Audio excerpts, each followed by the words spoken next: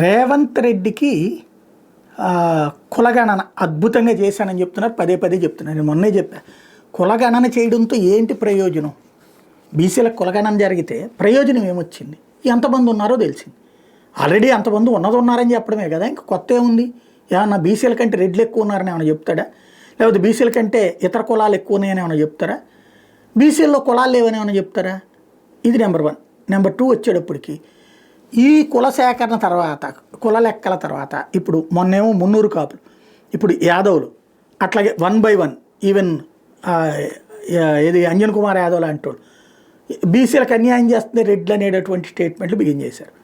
ఓ పక్కన సంఖ్య తక్కువ చూపించారన్న గొడవ, రెండో పక్కన మరి ఎంతమంది ఉంటే పెత్తనం మీదేంటి అన్నటువంటి పాయింట్. బీసీలకు పెత్తనం ఇవ్వాల్సింది తప్పించి మీరేంటి అన్నట్టు. ఆల్రెడీ బీజేపీ బీసీ ముఖ్యమంత్రి అన్నది ఎంతమంది అనౌన్స్ చేసింది. ఒకప్పుడు తెలుగుదేశం అనౌన్స్ చేసింది, కానీ అక్కడ లేకుండా పోయింది. ఇప్పుడు అదే తెలుగుదేశంతో పొత్తులో ఉన్నటువంటి భారతీయ జనతా పార్టీ బీసీ ముఖ్యమంత్రి అని.